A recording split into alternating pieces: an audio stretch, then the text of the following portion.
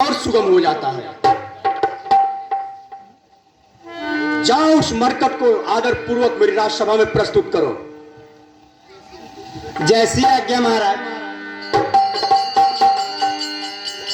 बंदर लाओ।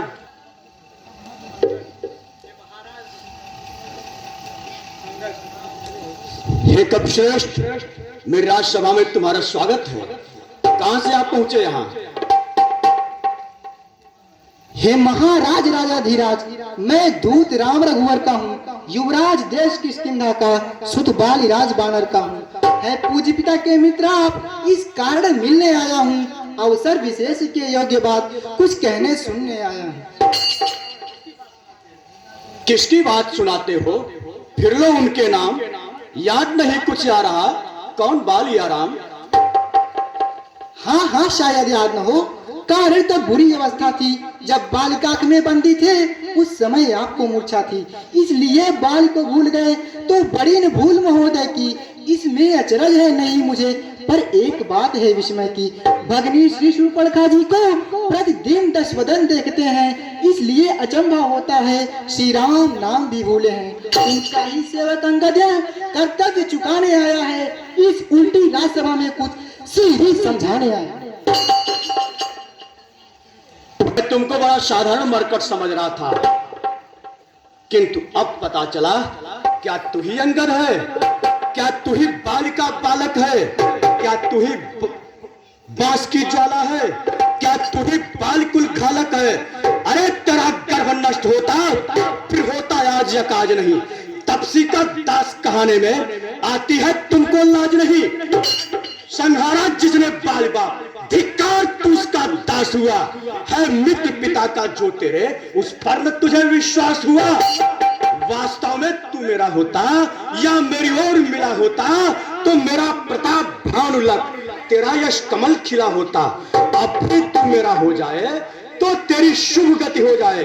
इस बड़े राज्य का, इस लंका का तू कल से सेनापति हो जाए। हे बाल कुमार, तुम्हारा पिता बड़ा प्रतापी पुरुष था। तुम्हारे उस प्रतापी पिता को छल से मारने वाले उस हत्यारे को, जिसको तुम प्रभु कहकर संबोधित कर रहे हो, किसी हत्यारे से कम नहीं है वह जो छिपकर शस्त्र चलाता हो। तुम उसकी वंदना गा रहे हो, उसकी प्रशंसा गा रहे हो, उसकी विरुद्धावली गा रहे हो। तुमको तो अपने पिता के मित्र लंकेश्वर से संधि करनी थी, और अब भी तू मेरी तरफ आ जाए तो मैं इस विशाल राज्य का, जिसके नाम सता है, 10 दिशाओं में जिसकी पताका फहरती है, उसका सेनापति नियुक्त कर दूंगा।